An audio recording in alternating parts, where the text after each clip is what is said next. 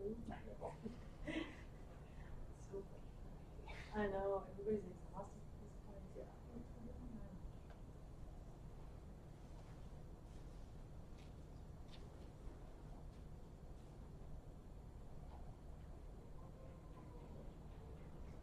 Okay.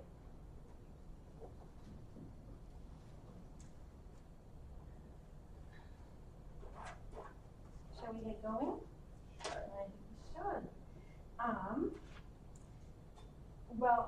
Welcome everybody to this Festival of Scholars and Artists panel on digital curation, religious constraint, and political spaces. We have 4 speakers here, and in this order we have Logan Drain, Cameron King, Amelia Robinson, and Trunzo. Am I pronouncing your last name right? So we will be going in this very order. Everybody will be speaking for 15 plus minutes, and that should give us some nice time for some Q&A afterwards. So write down your questions for everybody for after all presentations are complete. And we're going to get going with Logan Drain, who will be presenting on Fridays für Vergangenheit, an exploration of Fridays for Future's failure in Germany.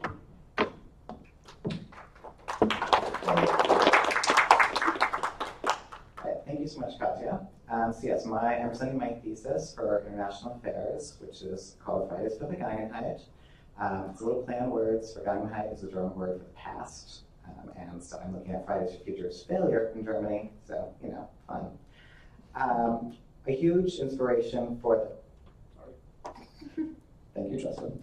A huge inspiration for this came from the time that I've spent at Lewis and Clark studying German and studying abroad in Germany. And I really wanted to incorporate that into my thesis work, and so I'm really happy to have been able to do this. A large number of the pictures that I use in this are actually ones I took myself, including this one, from Teufelsberg in Berlin, so fun. The IA thesis focuses around 2 research questions, basically. You have to come up with an overall overview question, which can be applied to pretty much any case, and a case-specific question. My overall question was, why do climate change social movements end up failing in states where they seem set for success? And my case-specific question was, why did Fridays for Future end up failing in Germany? This case of Fridays for Future in Germany is very influential in this kind of topic of international affairs. Specifically, I'm looking at 2017 to 2023. That's from right before they started to the last kind of point that I had data on my dependent variable. That dependent variable is looking at public opinion of how many people in Germany agree with the idea that Germany needs to do more to increase their share of renewable resources to reach net neutrality. And so, or net zero, sorry. Net neutrality is different. And so this is an influential case because Fridays for Future was arguably more successful in Germany than any other country in the world. They've had members of their organization elected to the German Bundestag, which is the German parliament, and the European Parliament for Germany. They also had on the largest global climate strike in history, which was September 20th, 2019, 4 million people around the world protested for climate change, or against climate change. Of those 4 million people, 1.4 million were in Germany alone. So they have had the greatest success for Fridays for Future in kind of any climate movement in history. And yet they've ended up failing. In my dependent variable, they managed to raise public opinion by about 8% or so over the course of their lifetime before the last period where they fell 10%, which is actually a wipeout of all the gains that they've had. And it's just kind of like, well, great, what did we accomplish, really? And so, with that, the other part of the IA thesis is that we have to test these 2 questions with theories. We have to come up with find 3 theories and test them against our questions. The theories that I found, I ended up calling the global attention theory, the competing organization theory, and the tyranny of progress theory. Of these theories, 2 of them I had correlation and causation for, the other one I didn't, which is good because if all 3 of them had that, it would be a lot more work, and I didn't want to do that. So I'm glad they happened. I'll be going in a little bit more detail on what these different theories meant. The global attention theory really kind of wanted to look at what happens when, or if Fridays for Future became less effective, when climate change was less talked about on the global stage, because people would have found it to be less important. However, I ended up finding that climate change was not less talked about on the global stage. I kind of thought that in the period of like 2020, 2021, it would have fallen, and other things would become more important, like the war in Ukraine and coronavirus.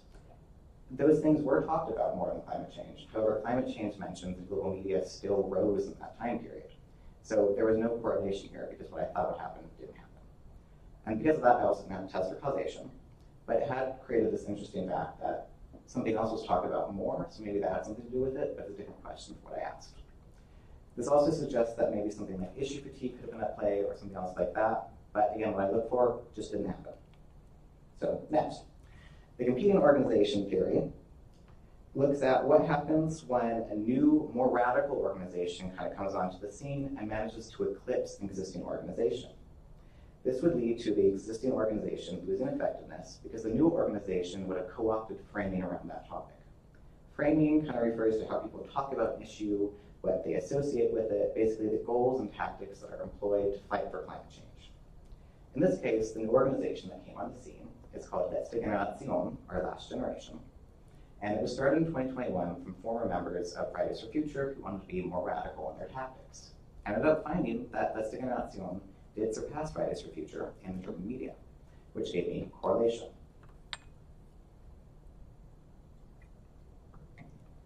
Sorry. I also found that there was causation. Framing in these things did switch. So Fridays for Future, climate change was no longer talked about through the Fridays for Future lens in the German media, and instead was started being talked about in the Letzte Generation lens. So no longer were people talking about school strikes and marches like Fridays for Future did. Instead, they were talking about Klimakleber, gluing your hand to a plane, the concrete, a painting, something like that, to try and fight for climate change. They also talked about, protests at airports and these other more radical tactics that Letzte Generation used. And so with this correlation and causation, there's another interesting kind of facet of this, which is the tone of coverage in the German media of Letzte Generation in comparison to Fridays for Future. It is overwhelmingly negative about Letzte Generation. And to demonstrate this, I've collected a sample of 3 of the top things that come up when you search for Letzte Generation and Fridays for Future on the most read German newspaper, which is Die Bild. Die Bild is kind of like this kind of right-wing tabloid, like the Daily Mail or New York Post, but it is the most read newspaper in the country. And so to start with Fridays for Future, we have Das sind die deutschen Köpfe from Fridays for Future. These are the German heads of Fridays for Future. Climate strike. Today is the largest climate protest day in history. It's a fairly neutral headline. Next we have Fridays for Future, Streiken und Hüpfen fürs Klima. Fridays for Future, striking and jumping for the climate. The climate protectors in Fridays for Future call for a central strike. Still pretty straightforward. Politiker für Fridays for Future in die Constraint. Politicians want Fridays for Future in the broadcasting councils. However, a completely different tone from the public broadcasters in the east of the country. A little bit more salacious here with the subtitle, but still fairly neutral. But when we get to the top results for Letzte Generation, we have Letzte Generation, nur Geldstrafe für schlimmste Klimakriminelle, which means Letzte Generation only fines for the worst climate criminal. Current developments, attack of the climate criminals on our vacations. Next up, we have Klimachaoten enden Strategie. Letzte Generation legt Namen ab, which means climate chaotics. Chaoten doesn't translate well in English, but it's like people who are chaotic in plural. Change strategy. Letzte Generation drops name. Change of heart for the climate criminals? Finally, there's Berlin. Klimakriminelle kann man jetzt auch studieren. Berlin, climate criminals can now also be studied. Letzte Generation almost disappeared from the scene, but think again.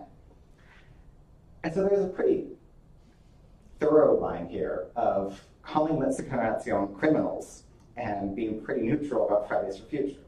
And so what my research found is that when the framing around a topic switches to this kind of thing, that topic, that movement ends up failing, which is not that surprising. My next theory, which I tested, was the tyranny of progress theory. And with this one, I wanted to look at if a movement was so successful at the beginning of their journey that they got some policy wins, didn't accomplish everything, but made steps forward, if that would then actually set them back in the long run. This would be because people would think that something had already been done about the topic, about the issue. We don't need to fight for climate change anymore. We already did something. And so to this end, I found that there was a correlation for this. In 2020 and 2021, Fridays for Future got some huge policy wins with the Coal Power Termination Act and the first act amending the Federal Climate Protection Act. These laws were actually also heavily influenced by Fridays for Future, with the First Amendment to the Federal Climate Protection Act coming about because the Federal Constitution Court ruled that the current Federal Climate Protection Act was not strong enough in response to lawsuits brought by Fridays for Future, and they also mentioned Fridays for Future in the ruling. And so there was these big policy wins. They didn't go all the way. I'll be showing in a minute what they actually accomplished, but it was somewhat on the way forward. And then following these, there was a corresponding decrease in how serious the German public viewed the threat of climate change. So there was no longer this impetus for action because people thought, we already did that, we don't need to keep fighting. So here we can see the goals of Fridays for Future. There's a few more than this, but these are like the main ones, in comparison to what the two acts I talked about actually accomplished. So Fridays for Future wants Germany to be net zero by 2035. This means that all of their emissions are either zero or offset by decarbonization efforts. They also want to phase out all coal energy by 2030 and be at 100% renewable energy by 2035. What these two laws ended up accomplishing was bringing forward the net zero goal from 2050 to 2045, still not 2035, but closer, and also bringing forward the two intermittent goals, up to 65% from 55% reduction by 2030, and then 80 to 88% reduction by 2040. They also set a date for the coal phase out by 2038, again, not 2030, but there was a 44% reduction requirement by 2030, and then also set a 100% renewable energy goal by 2035. Not entirely sure how you can phase out coal in 2038 but be 100% renewable energy by 2035, but they were two different laws, so I guess, I don't know. But these acts did exist, they were passed, and they were attributed to Fridays for Future. And so people generally thought, oh, Fridays for Future already accomplished what they wanted. We just gave them these two big policy wins in the Bundestag. We don't have to keep fighting for this, right? And so my overall conclusions can be kind of summed up in these 2 points. One, a movement is more likely to be framed through a more radical actor's lens if such an actor exists, which can set back a movement. This is also regardless of the sizes of the two organizations, that Generation is much smaller than Fridays for Future.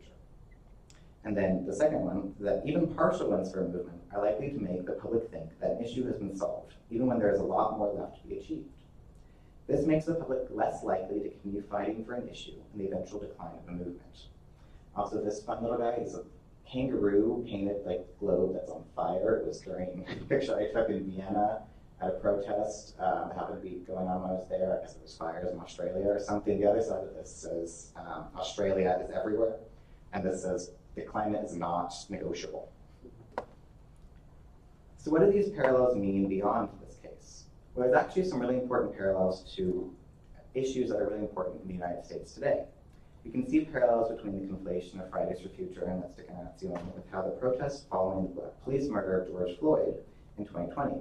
In these protests, Black Lives Matter was conflated by the media with completely unrelated looters and other violent actors who tried to ride on those coattails and make them look bad. This ended up being used by the media to try and chip away at the credibility of Black Lives Matter, despite Black Lives Matter distancing themselves, not engaging in these activities, and being a much larger movement. We can also see parallels between Fridays for Future's decline and influence following the Coal Power Termination Act and the Federal Climate Protection Act to what has happened in the United States following the Obergefell v. Hodges Supreme Court case. This was the Supreme Court case that extended marriage equality in the United States and has been used by a lot of people to try and be like, we've reached LGBTQ plus rights, we're done with that, we have marriage equality, what more do you want? In reality, that's nowhere near full equality or protection, and this has been used to try and paint any further fighting for LGBTQ plus rights as going too far, being unnecessary, being not at all important, and that's not great. It's also something that has been a burden that's been thrust overwhelmingly on trans people and trans rights, and being used to try and stop that from going forward. Now, that's a lot of doom and gloom, and I want to end on a more positive note. And so a large part of why I wanted to do this research was to see how we can learn from past failures and do better in the future. So to that end, I wanted to share this picture that I took of the East Side Gallery of the Berlin Wall. Like all artwork in the East Side Gallery, this was not actually on the Berlin Wall when the Berlin Wall existed. It was done afterwards. But I think it has a kind of beautiful message. And that reads, viele kleine Leute, die in viele kleine Orten, viele kleine Dinge tun, können das Gesicht der Welt verändern. Which means many small people in many small places can do many small things that alter the face of the world. And you know, we have to keep in mind things that went wrong in the past. We have to keep these things in mind, we have to learn from them, we have to try harder. But when we keep that in mind, we do that, many small people from many small places all over the world can come together and try and change the face of the world for the better. Thank you. Thank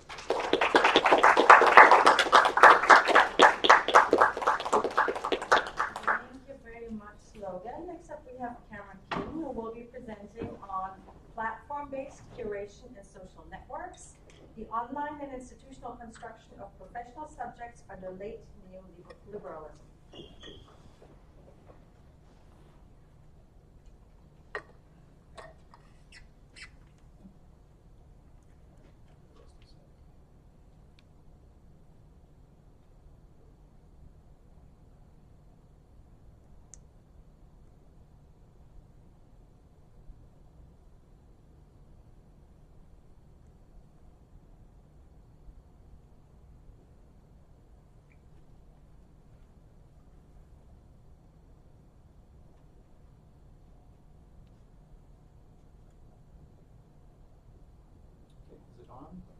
Let's see. Now it is. Okay. Everyone hear me okay? Okay, great. There we go. So, screen. Yeah, one more step. There we go. Okay. Hi, everyone. I'm Cameron. So yeah, that title's a bit of a long-winded title, but basically what I was interested in studying is the way that college-age people portray themselves online in online professional-oriented social networks. I had a lot of anxiety surrounding the application process for school, and then when I realized that my whole life was going to be a lot of job applications afterwards, I was like, not thrilled about that, so I just wanted to channel that feeling into something more positive. And this project is what came about. So just a little bit of framing to get started. College I see as really a threshold moment in constructing professional identity. Employers want to know what degrees you have, what trainings you've completed, if you're a well-rounded person, if you have hobbies.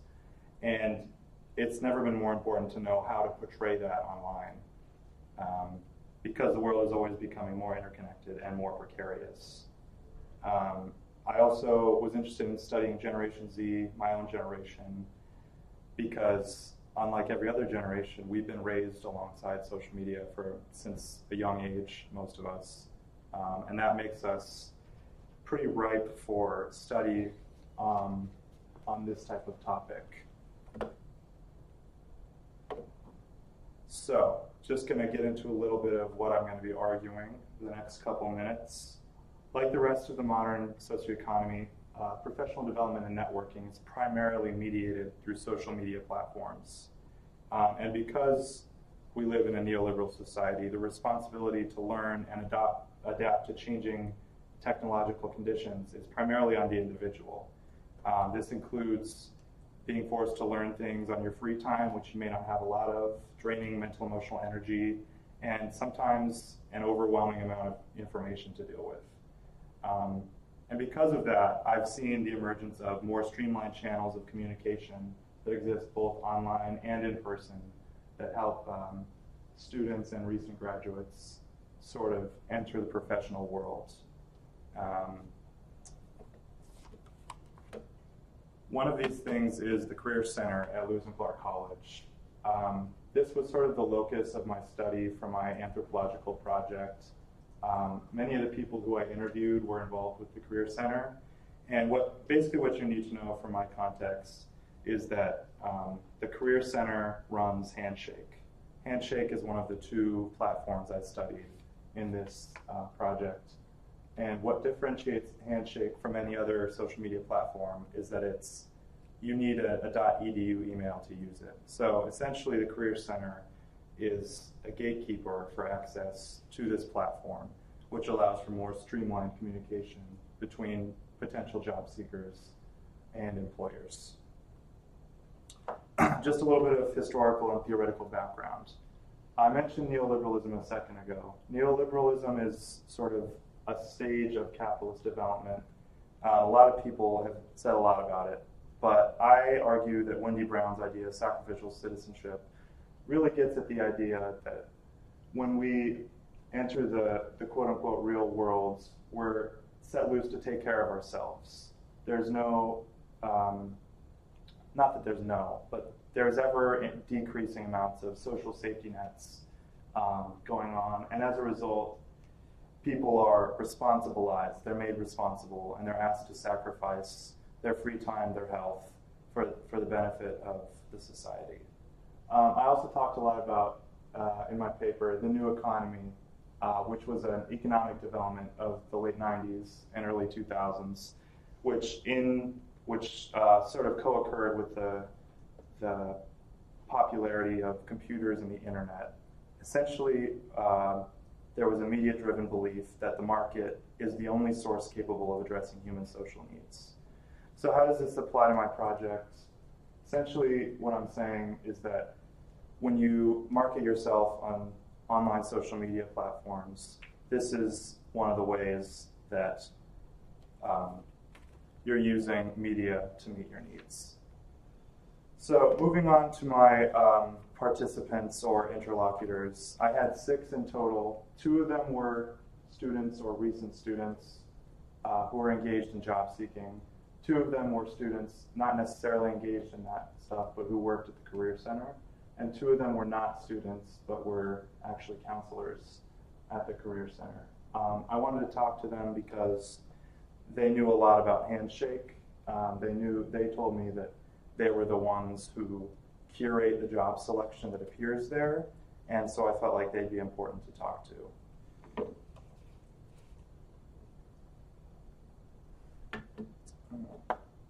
Looks like my formatting got a little janky there, but that's okay. The first thing says the connective turn. The connective turn is basically when Facebook was the main social media out there, they realized that they could get more money by getting people to connect more and talk more. And so what they did was they debuted a timeline. The timeline was a chronological way of displaying information. And this really increased user interactions and made them more money. And then every other social media started doing the same thing. So that's the connective turn. We also are going to be using cyber vetting a lot. Cyber vetting is what it sounds like. It's the process by which people see people and judge people online based on their posting style and other factors related to that. So a little bit about LinkedIn. It was founded just before Facebook, but since Facebook became so much more popular, it ultimately was always reacting to Facebook. And you can see that in the color of the logo and the font. They market themselves as the world's largest professional network. And as you'll see in a moment, this is kind of a good thing and kind of a bad thing, because you can have access to a whole world of people, but that also means that the whole world has access to every job that's posted on there. So it's kind of a double-edged sword.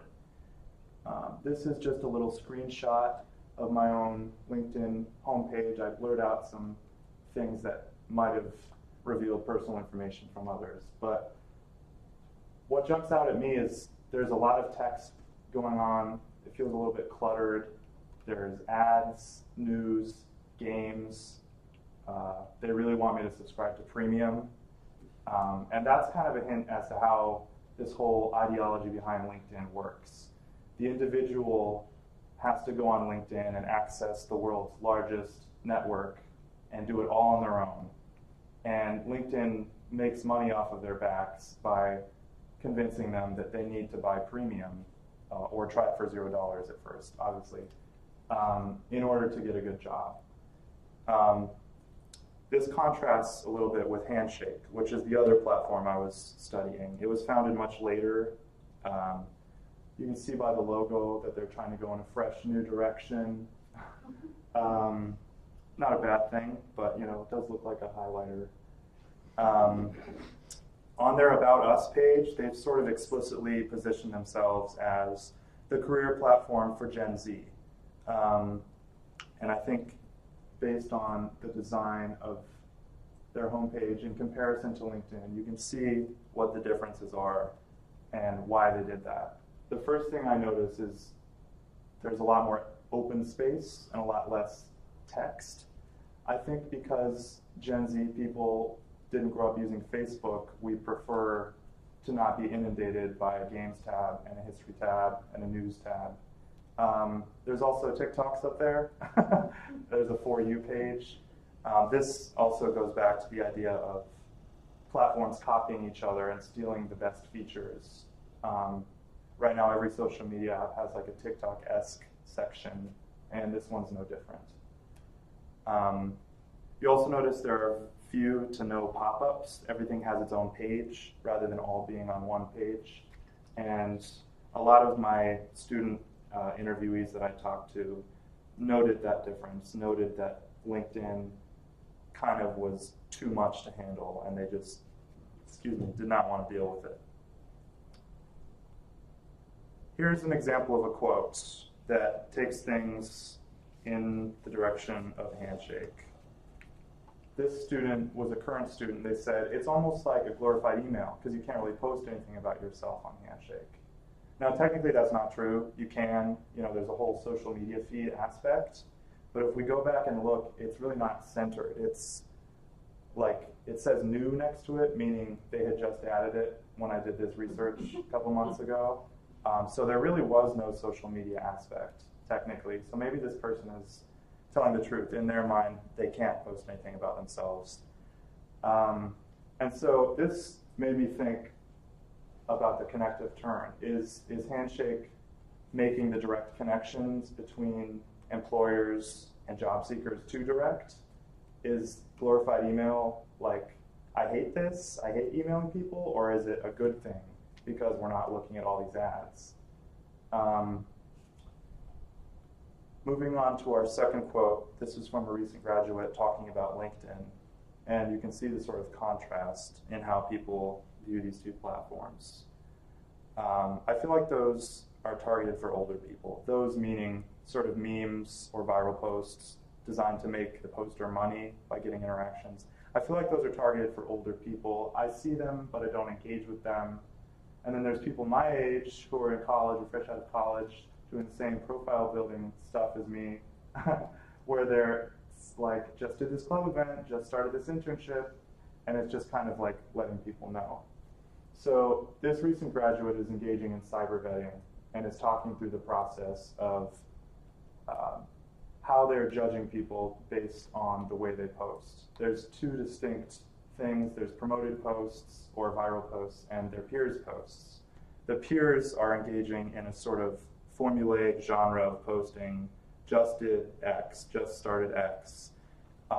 And it sort of also ties back into the idea of sacrificial citizenship, because this person sort of had a look of, I don't want to say disgust, but like, a glued on smile, a fake smile when they were saying these quotations, just started this internship. And it was clear to me that they were expressing like,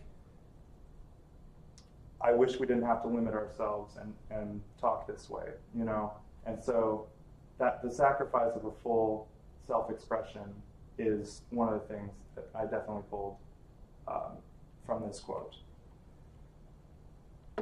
Just to wrap up quickly, a major component of professional identity construction has shifted from traditional professional organizations to professional-oriented social media platforms.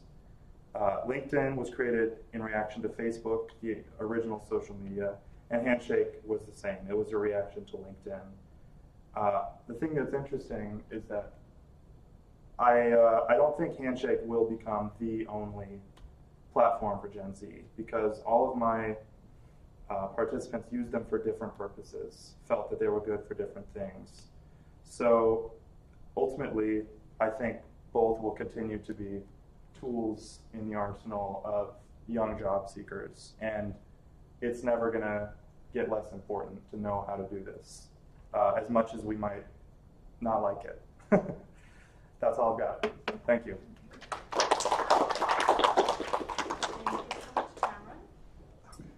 And next up, we have,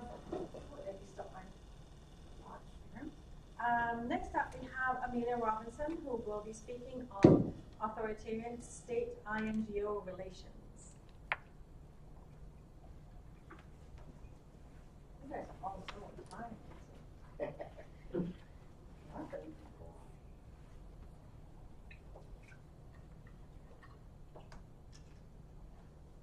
I'm going to try using the microphone. Do I need to turn it on? Test, test. Okay, there we go. I'm not very accustomed to using microphones, so forgive me.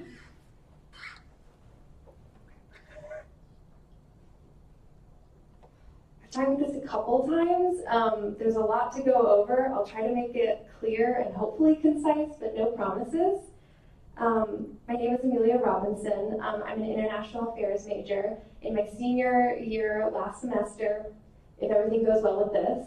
It's still a work in progress though, so I don't have a full comprehensive list of findings for my conclusions, but I do want to walk you through my process so far and talk a little bit about what steps I have going forward.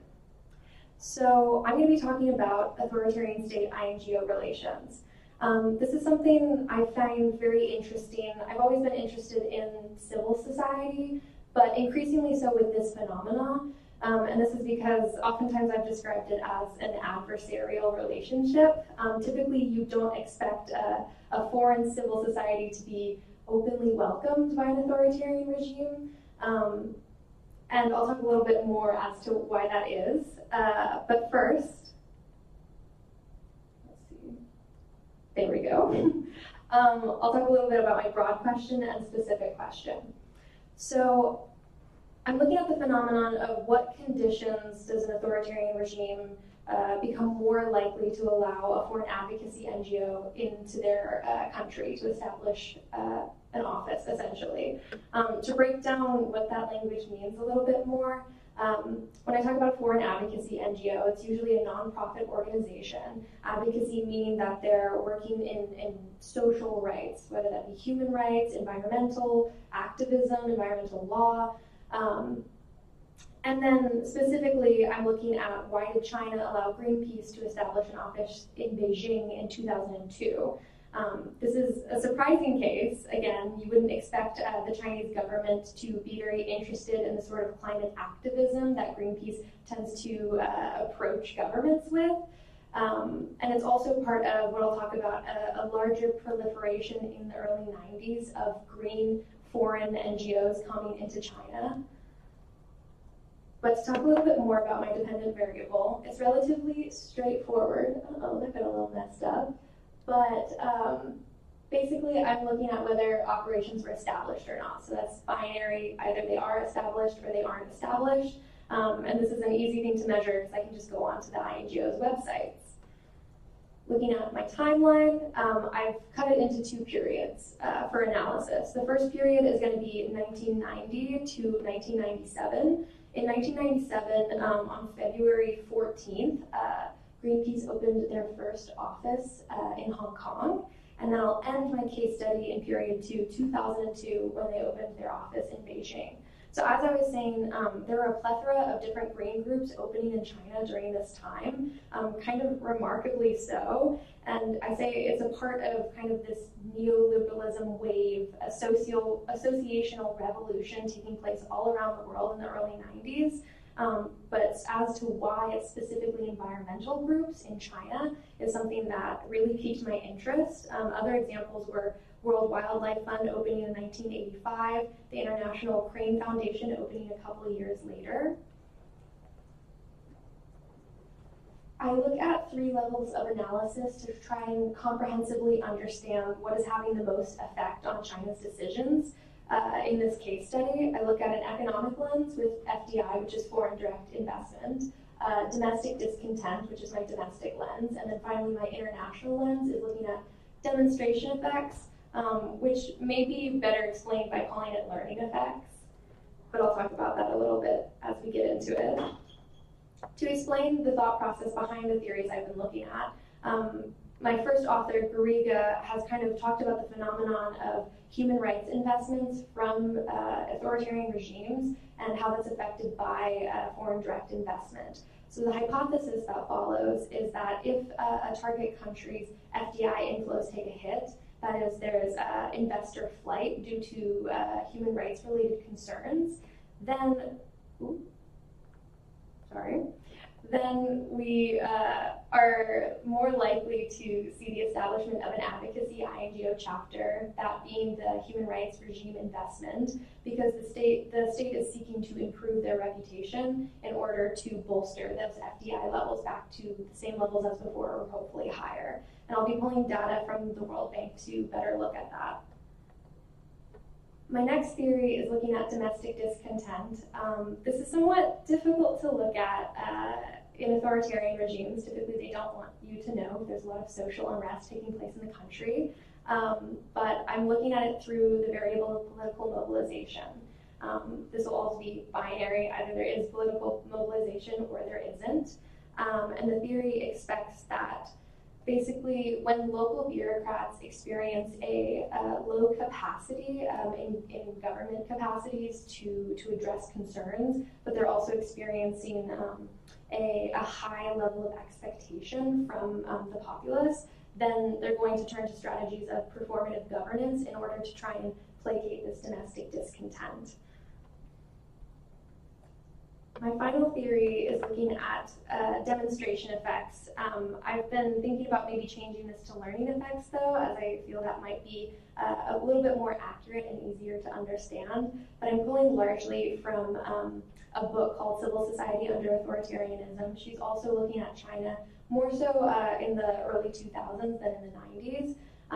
But she talks about how hers is a two-pronged theory, which is a bit out of the scope of my thesis to fully look at.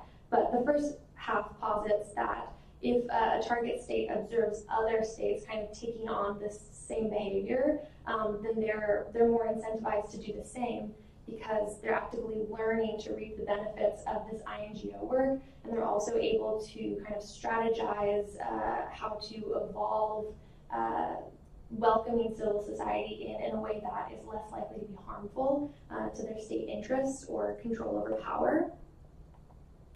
So to finally actually talk about some of the data analysis that I've done, first of all, I'll go in chronological order, talking about period 1 first and then period 2. But the first period, 1990 to 1997, talks about before Greenpeace opened in Hong Kong.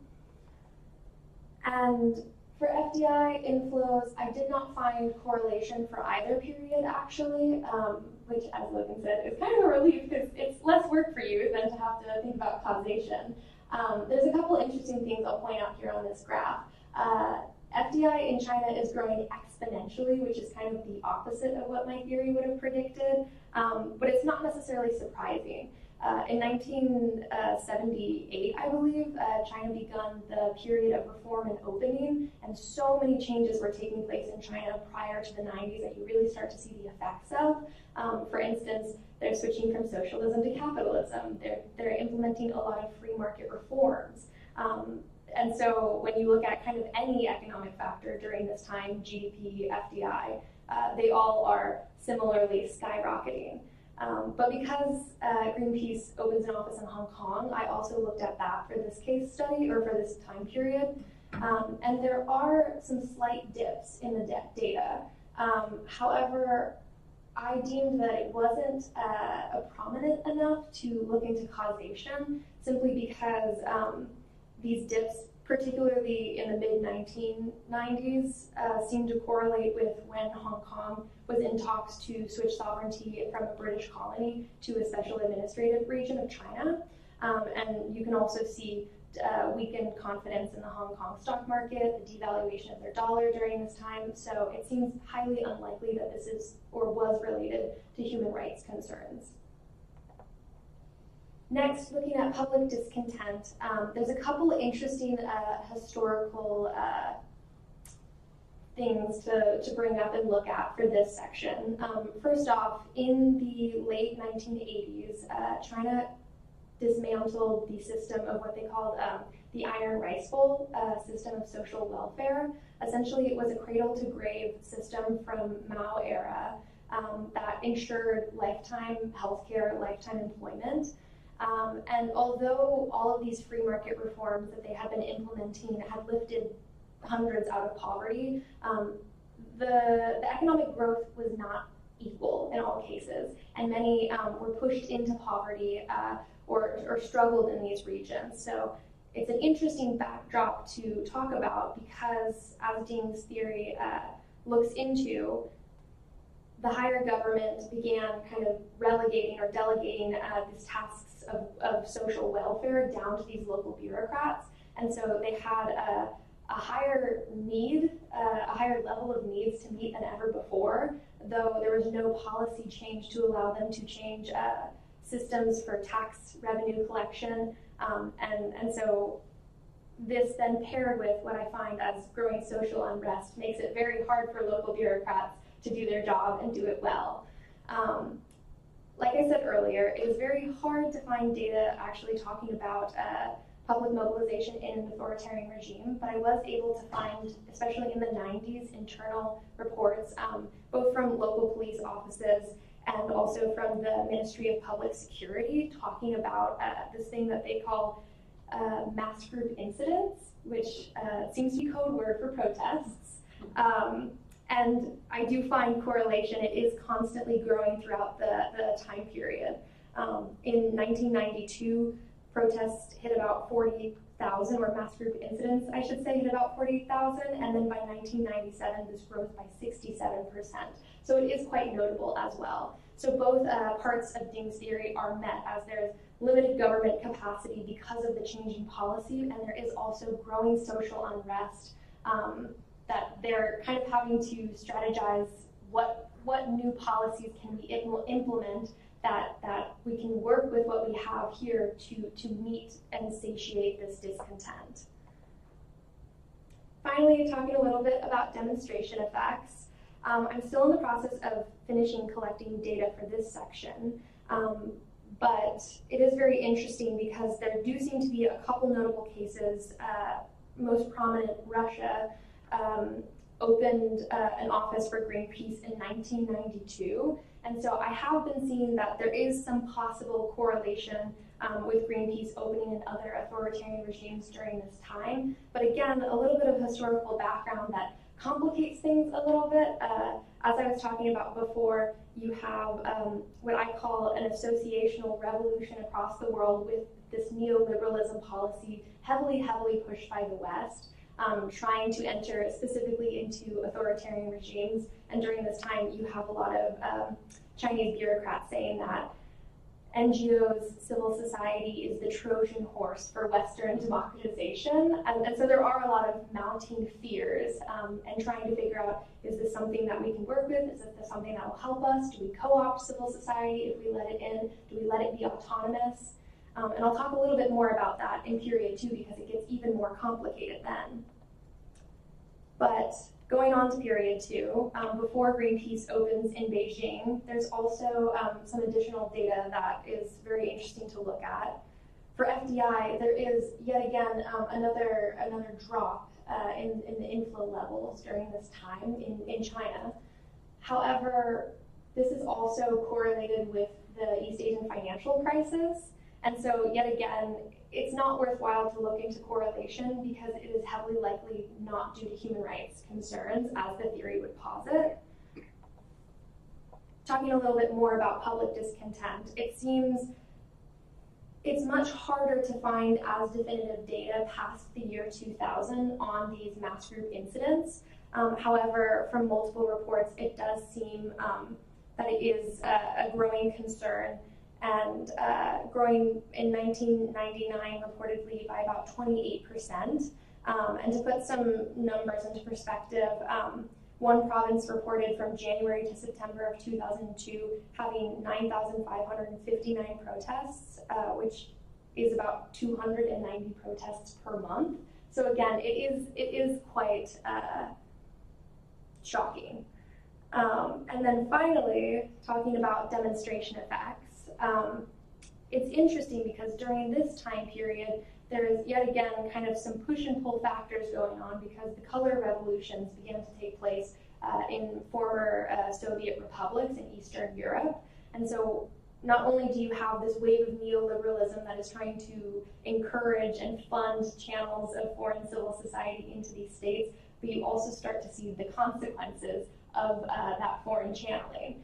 And so this is also interesting because it shows China both aspects of negative consequences and possible successes that they can have if they take on a foreign civil society into their country. And then one other thing I would like to mention is that they also have demonstration effects coming from the Hong Kong office, which during this time period for a number of years had been operating and beginning missions on the mainland, technically illegally at the time, but there's two that I want to bring to your attention.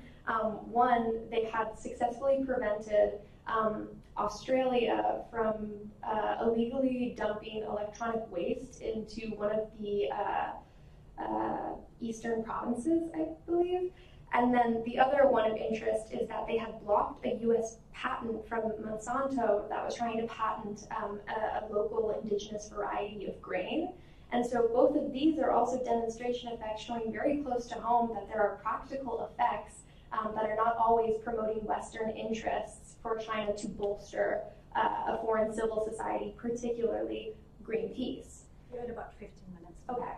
Well, that's perfect. So this is my last slide. So I'll just wrap up by saying this has been a very interesting phenomenon to research. There's been a lot of unexpected areas. I really thought that the economic lens of analysis was going to be the most salient, but it does make sense that this is a very unique, intense time in China in their history. So much change is happening in policy, in economics, domestically, internationally, their relationship with the world.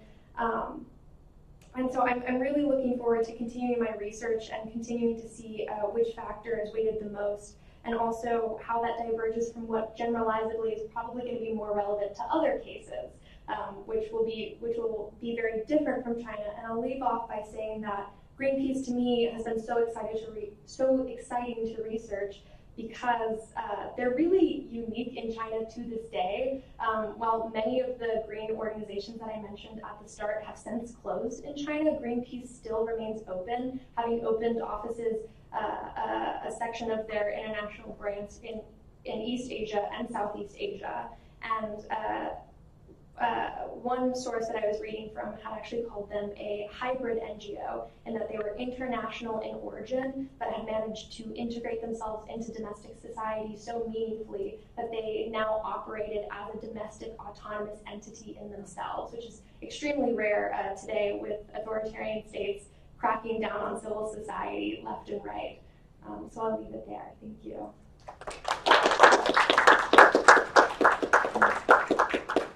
Very much, Amelia. And then last but not least is Will with a presentation on religious social constraint, how denomination influences politics.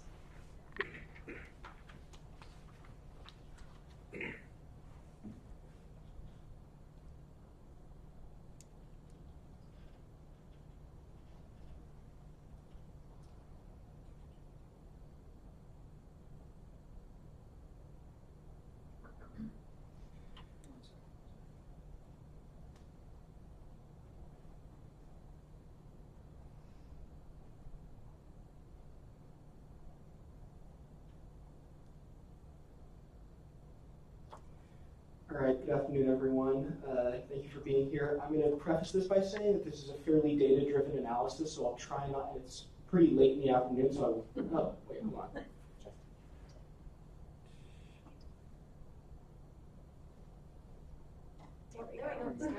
There we go, okay. Like I was saying, this is a fairly data-driven analysis, and it's fairly late in the day, so I'll try not to bash you guys over the heads with it too much, but unfortunately I will have to just a little bit. So I'm presenting my honors political science thesis on religious social constraint, essentially my theory of how congregations and religion affect politics. I'm coming at this from an interesting perspective. I grew up in an interesting religious environment. My dad was as a lapsed Catholic from rural Pennsylvania. My mom grew up as a Southern California Methodist, and I grew up in kind of the combination thereof, which is an Oregon Episcopalian. So I've kind of seen the gamut of Christian religion in the United States in a lot of ways. And it's really interesting to me because you see a lot of divides between different denominations. You see a lot of variety across the country. But when you look within congregations, you see, in general, a lot of homogeneity, a lot of the same people believing the same things within congregations. So I started my project by asking, why is that? Why do people who go to the same churches believe the same things? I very quickly realized that this was not actually the proper way to address this question because it's not quite as homogeneous as we think. There are a lot of churches wherein people don't actually believe the same things, so I switched over my analysis to look at why, when we see politically homogeneous congregations, why is that? What are the factors that cause a congregation to believe the same things and to think in the same ways? So from this, I moved on to trying to develop my theory. And I came across a theory of racialized social constraint. And I'll get back to religion here in a minute, but it's important to explain racialized social constraint on its own because it's essentially what I'm applying to a religious context. So the authors who came up with this, White and Laird, set out to basically answer the question of why do we see such homogeneity among African Americans in terms of political preference? You see a huge diversity of actual political opinion. You see very conservative and very liberal African Americans in the United States, but the overwhelming majority of them are registered as Democrats and vote Democrat. So they set out to answer why is that.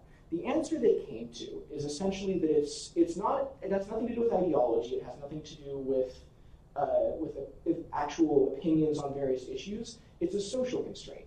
There's an expectation among Black Americans that Black Americans are Democrats. And how that manifests itself is that when somebody violates that expectation, when somebody supports a Republican candidate, then there are social consequences to that.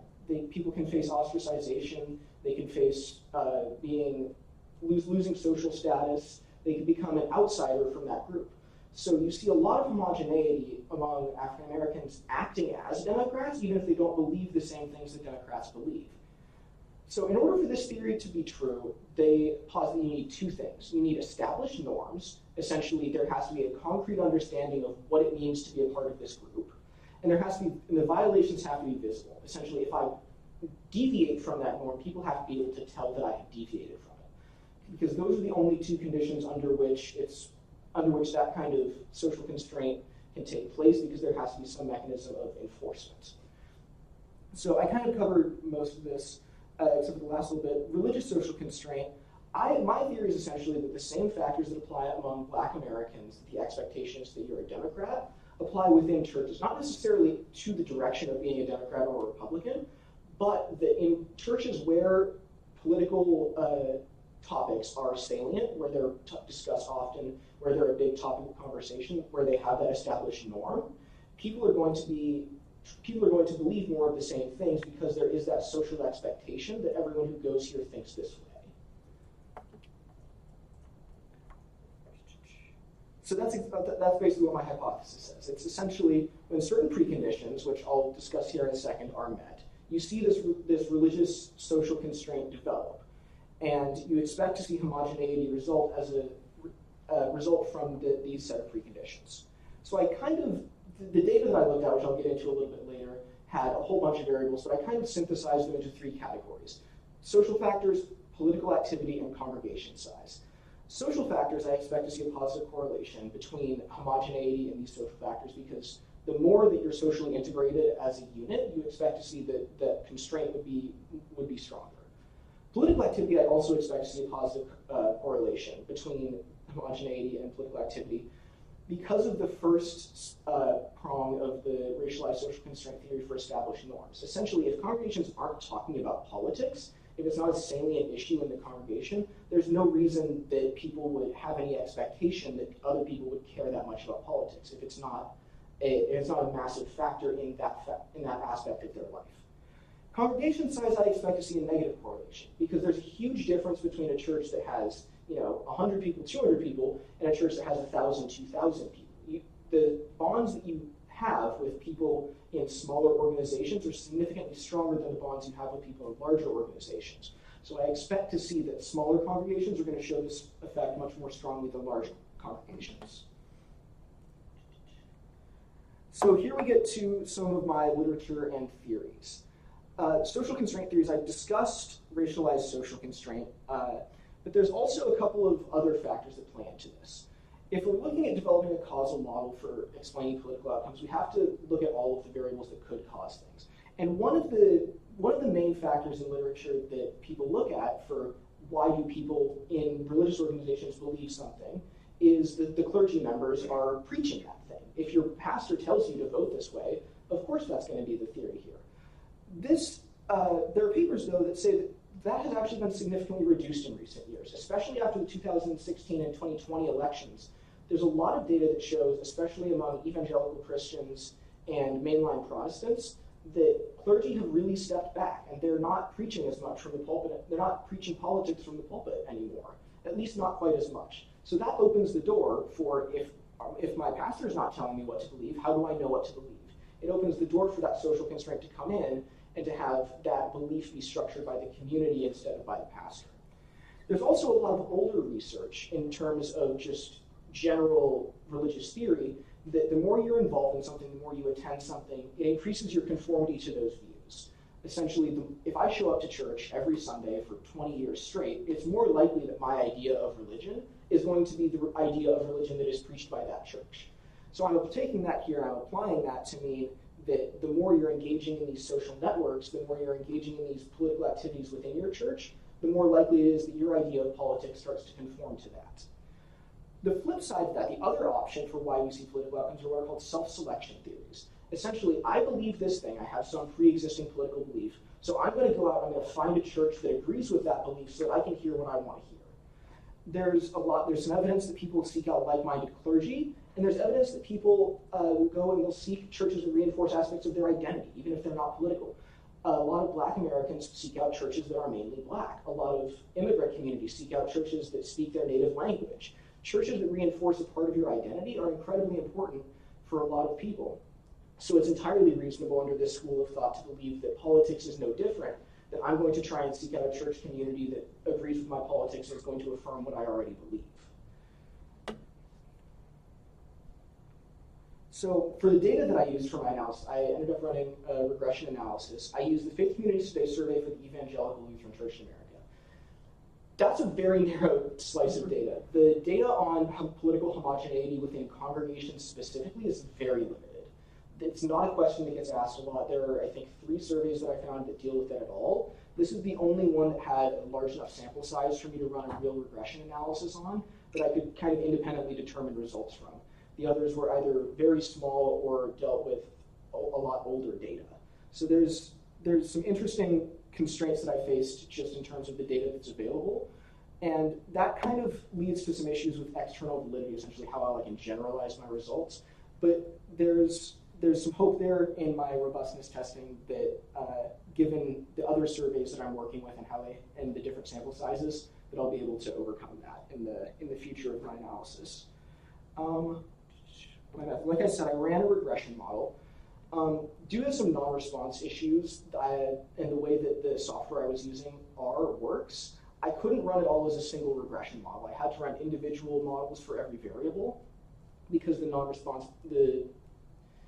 not every church responded to every question. So when there's an omitted variable, R just cuts that observation from the model. So when I tried to run it, the whole thing, there was no observations left. So I had to run them each individually, which meant that I had to select my control variables more carefully. So I chose to control for gender and race. I controlled for gender because, like I said, I'm using a survey of evangelical churches, and the data shows that in evangelical churches, women participate in social organizations far more than men do. So I didn't want a church that simply has a higher percentage of women attending to confound my analysis and say that's the factor that's influencing things, when in reality, that homogeneity is influenced by political factors, by social factors, and in reality it's a gender factor. I also chose control for race because in the racialized social constraint theory, black churches play a huge role as social organizations in that enforcement mechanism. So I also didn't want race to similarly confound that analysis. So here were the results I saw. For the political factors, there's a whole bunch of them up there, and I expected to see positive correlations there, and overwhelmingly I did. Political conflict is a negative correlation. I'll get to that later because it helps me differentiate between the two schools of thought and why I think it's a social constraint as opposed to a self-selection process. The interesting thing comes with social factors, because I expected a positive correlation, but universally I found that they were actually negatively correlated among the statistically significant results.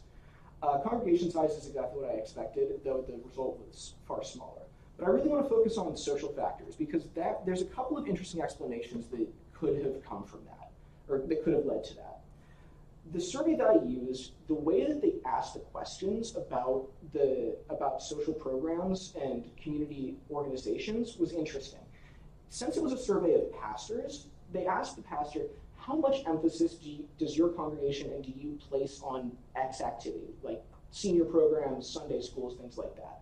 So the first reason that I could be seeing a negative correlation here is that pastors are placing emphasis on programs that people aren't attending. If I want people to be involved in something, I'm going to pay more emphasis to it. I'm going to preach about it. I'm going to make sure people are aware of it. I'm going to emphasize that thing. So what we see here is that the pastor's emphasis on a program could be indicative of low attendance or low success rates as opposed to the opposite, which would flip the signs and mean that those are actually positive correlations. The other reason that this could be happening is time limitations. There's only 24 hours a day, there's only 7 days a week, and churches only get so much time out of that for the people that attend them. So if you're seeing emphasis on things that are not political, that's going to lower the salience of politics within the church community because it's not being talked about as much. And what that'll lead to is the emphasis is not placed on that. So you're not seeing the same establishment of the norms. Essentially, if you're dedicating all of this time to non-political social activities, like senior programs and Bible study and Sunday school, you don't have time to address politics. It doesn't have time to become salient within the congregation, and it doesn't have time to establish that norm that's required for the theory to work. So both of those could be reasons why I'm seeing that negative correlation between non-political social programs and homogeneity. So what is the significance of all of these results?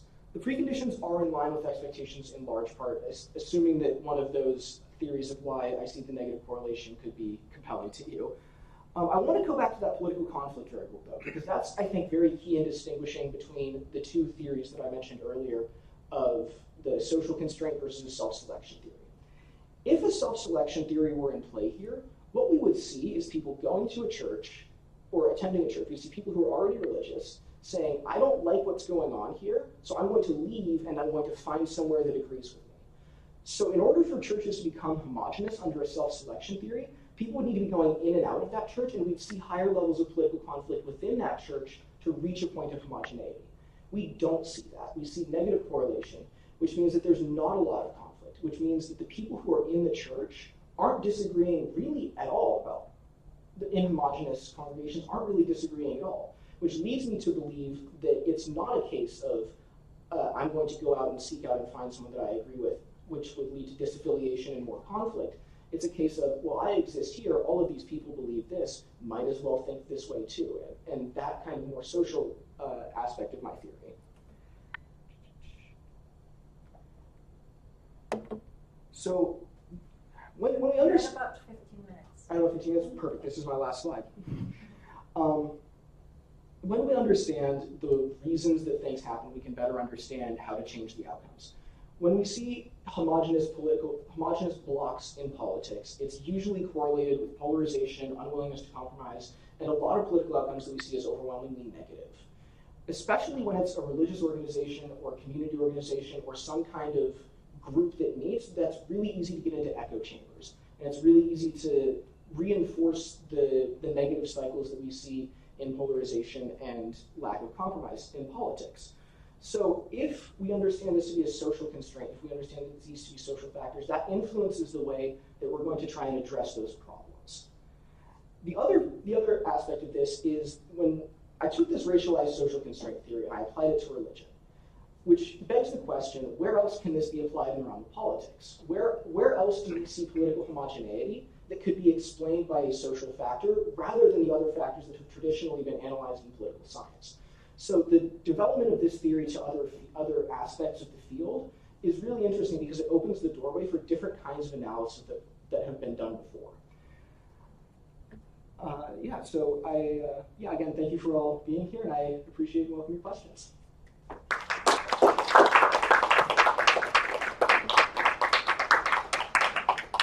you so much to all four of you. That was very impressive and wonderful to listen to. I feel like I learned so much. I'm going to open the floor to questions. So if you have questions for the whole group in general, for individual speakers, yes. I think there was a common thread, and more or less from different people. There was a common thread about how one is perceived within a group, within a global context, within social media context, within the news. How much, in your experiences, are those perceptions something that one can consciously alter? Can one consciously decide to fit in better with their church, to be a NGO that fits in better in a country, how presents oneself on social media, or tries to sway news coverage? You can go. Whoever has the first response, you can go. I can start. I think it's very easy in a lot of ways to both consciously and subconsciously integrate into different communities. There's a lot of ways in which people can say, okay, well, that's actually a really good idea. I'm gonna I hadn't thought about it that way before. There's ways in which people can be affirmatively convinced by social networks.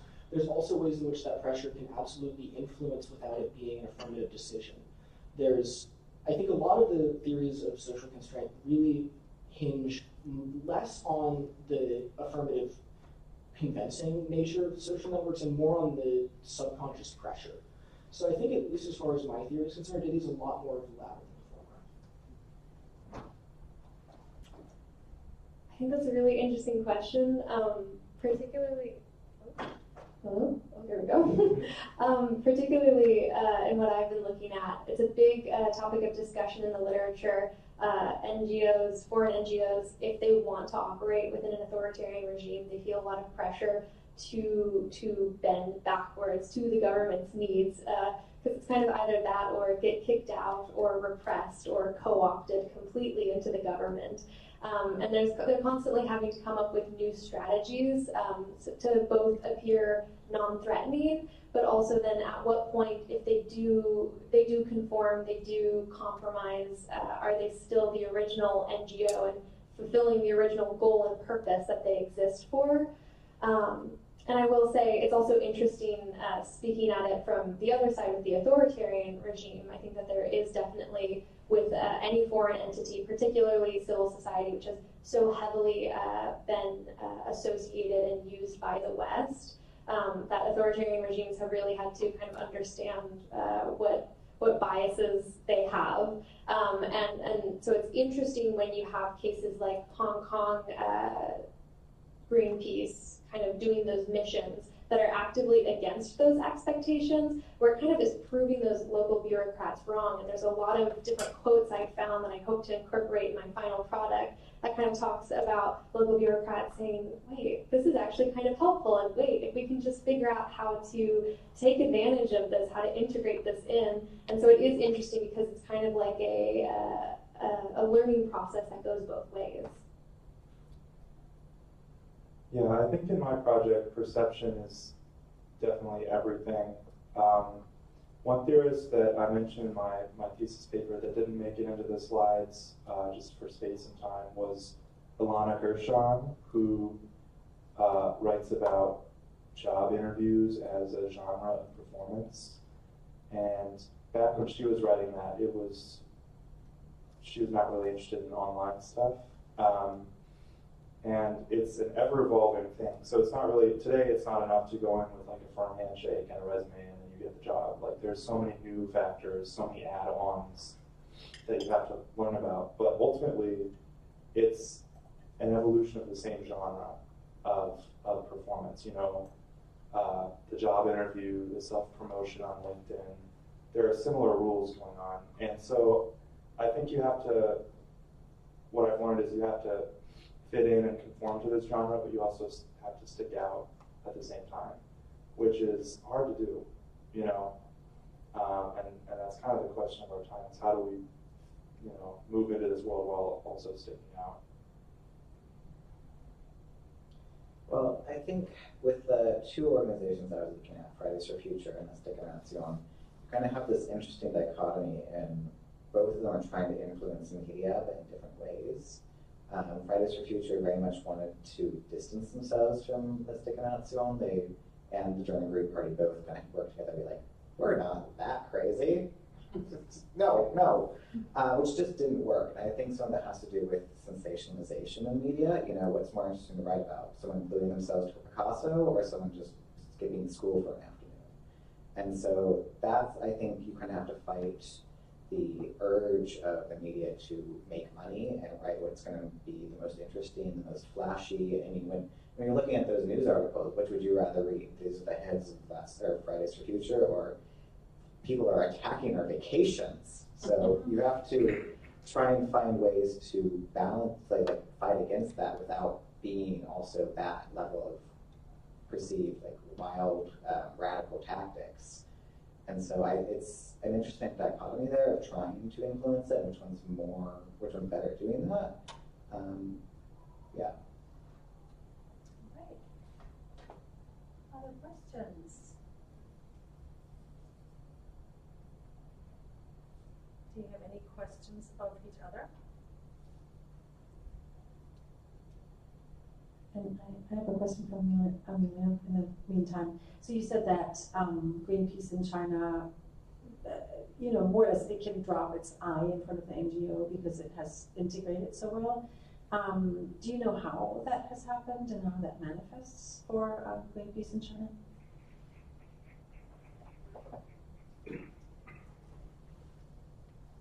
From what I've researched, it seems that they've kind of become a separate entity. And so there's Greenpeace International, and then there's Greenpeace East Asia.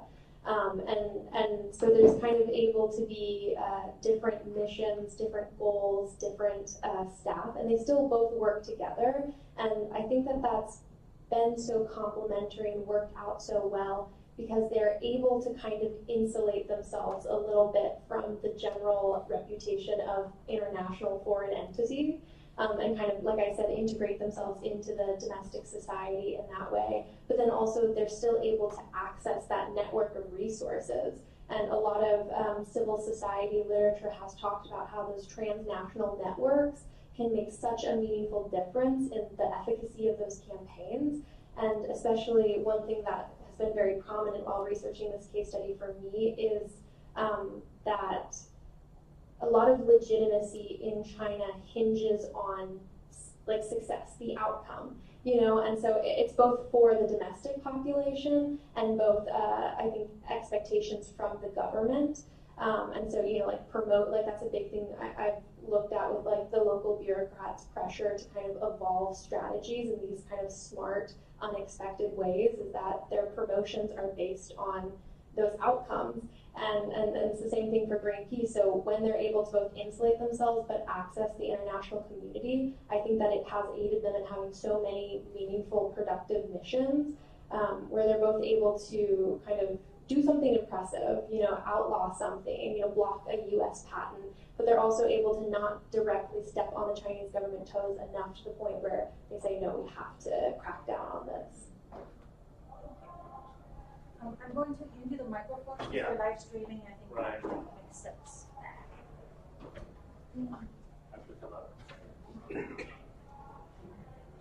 I just want to say, as an alumni, I'm just humbled and honored for the level of academic excellence that you guys display, as well as presentation skills. So I have a couple of questions. First of all, Will, right? Yes.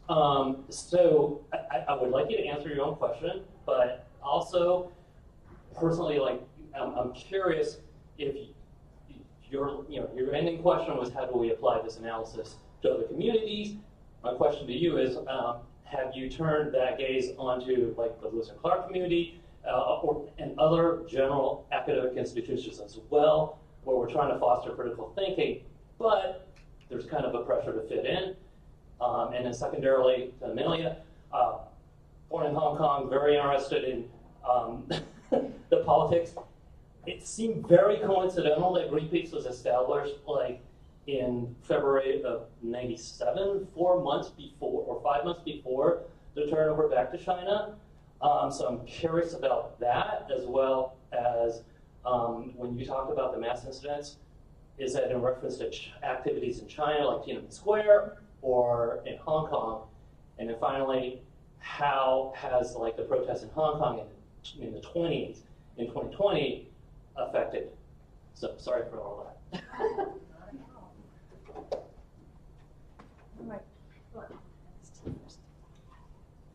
I'll start off by thanking you for your question and saying that if I had another 3 months to research, that would be a wonderful extension of my project. Unfortunately, I haven't been able to turn this to other aspects than religion.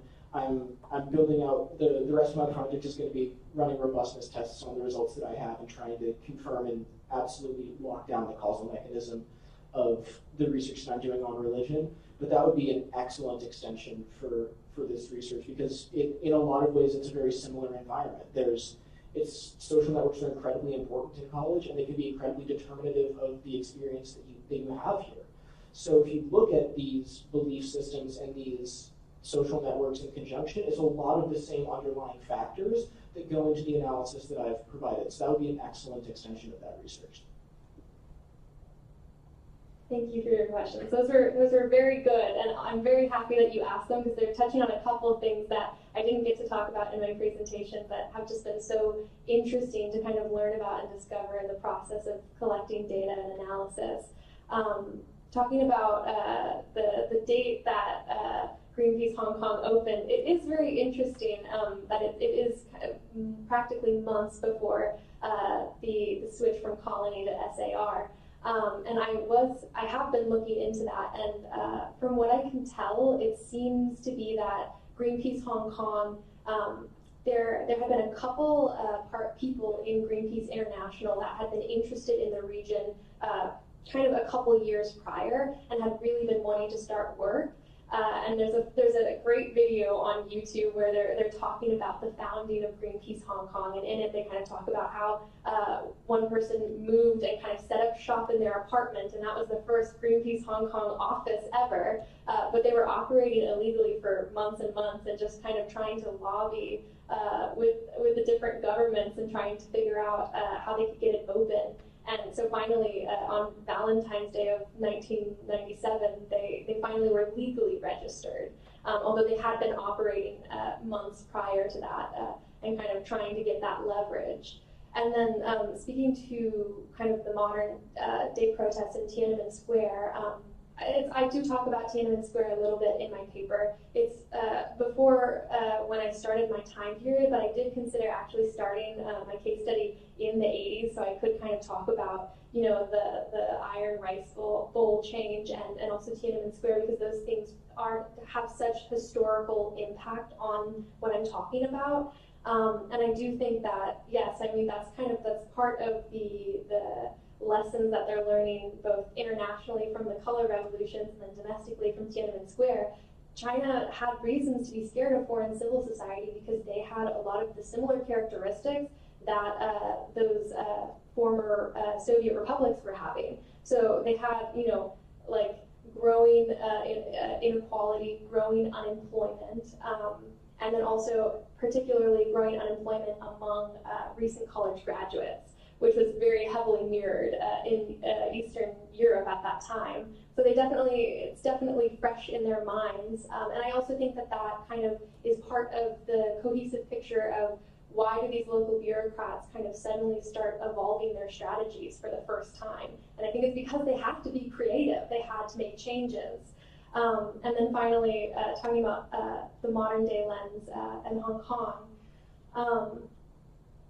It is interesting because I would love to continue doing this research both in modern day China and also in other parts of the world, other authoritarian regimes. It seems like just such an important, broad question. And also, if you look in the 21st century, there is a growing trend of kind of the pendulum swinging the other way. There's a lot of civil society crackdown, and I'm actually hugely inspired by one of our professors on campus, Suparna Chaudhry. She talks a lot about civil society crackdowns in India and Russia, and kind of looking at like, well, we have this broad trend in the 90s of an associational revolution, and now we're kind of seeing that pendulum swing back to kind of trying to repress that as much as possible. And I do think that looking at the political climate in Hong Kong, that does explain it, but then also with green organizations, sorry for the long answer, but with green organizations, China is also trying to define themselves as a leader in the green space. And so I think that that has a lot of meaningful impacts as well, where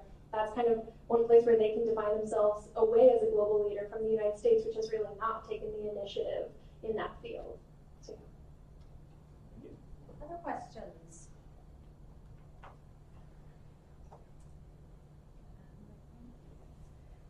So I have a question for Cameron, and I was really interested in all the sort of like cool lingo that you cited in terms of sacrificial citizenship, and did I hear it was like responsibilized maybe? Yes.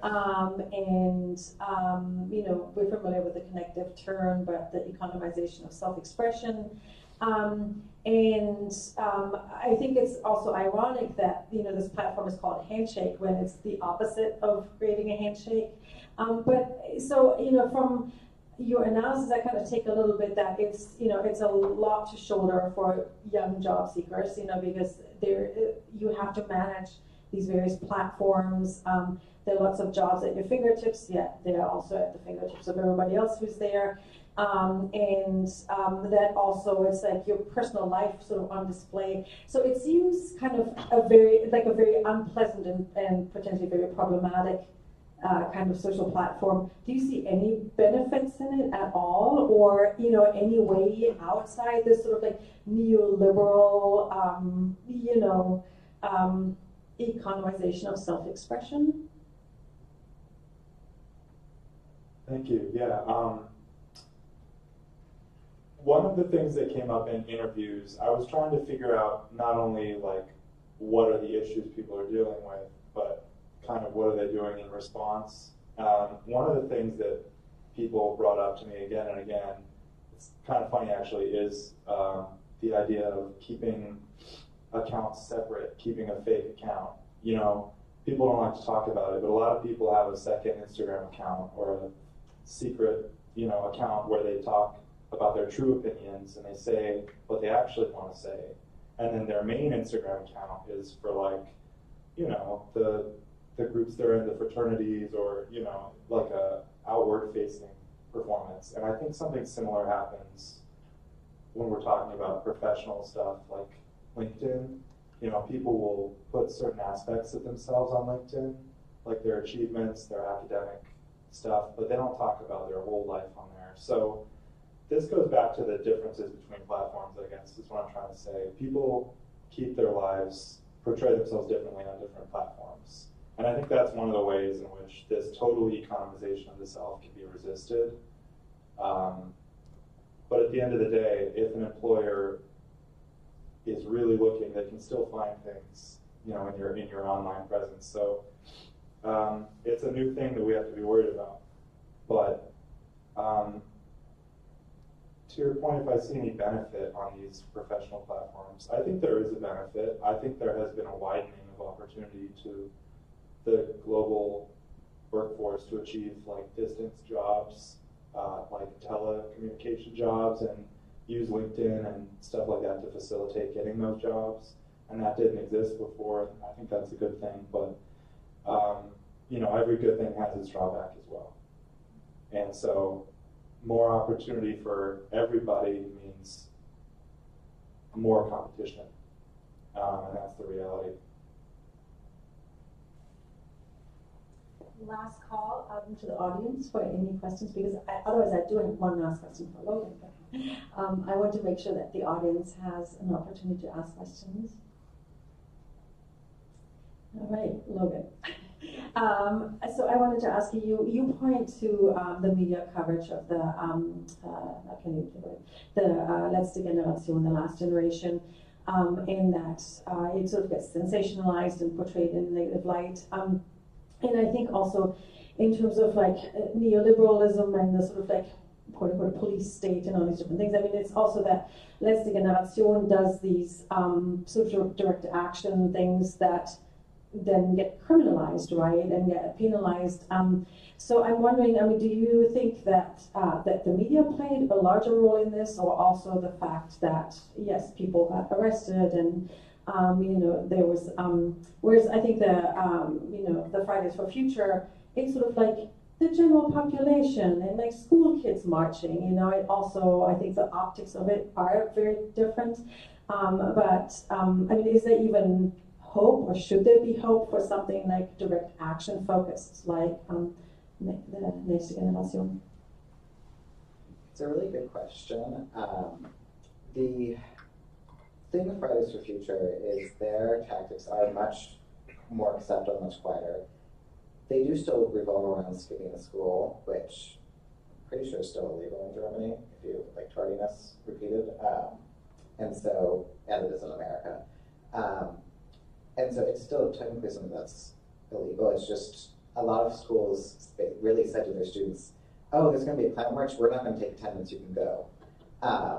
Which, versus no one's going to say, oh, you can go into a museum and throw your paint at Picasso.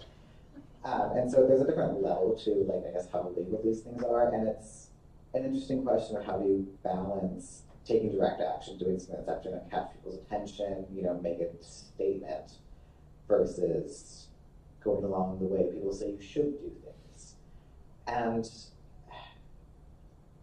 it's a really hard thing to balance. You know, Fridays for Future had initial success, but it went away. And I don't think it's entirely because of the two things I identified. I think those are factors. I don't think they explain all of it. And so you really have to find a balance between there and whether or not direct action can ever be useful. I think it can. I mean, there's, I think, several instances throughout history where direct action was, you know, actually useful and moved things forward. I think it depends on how the total social sort of situation of the country at the moment that it happens. And there was a lot of other things that happened in the moment of Germany when the Vergangenheit came on the stage. There was coronavirus. It was 2021, so the pandemic was still happening. There was still a lot of restrictions. There was backlash to those restrictions, not to the same extent as in America, but people were still you're gonna make me wear a mask and stay inside in there. And then there was the invasion of Ukraine, which made energy prices really go up. And so a lot of people really went with that. Like, why you want to ban oil and coal? These are cheap. No, we're not going to do that. And so I think maybe that has that in combination with the now more radical attempts. It's like, oh, no, this is just bad. We're going to stop. We're not going to go along with it. And so I think direct action can have positives and can give good results. It just depends on when it happens and the total situation that it's in. Well, thank you so much to the audience for being here. Thank you for your questions. And I want to echo what you just said. This was a wonderful panel. Such interesting topics, well researched and presented in such a professional, wonderful way. I learned a lot. Thank you so much. Thanks for being here.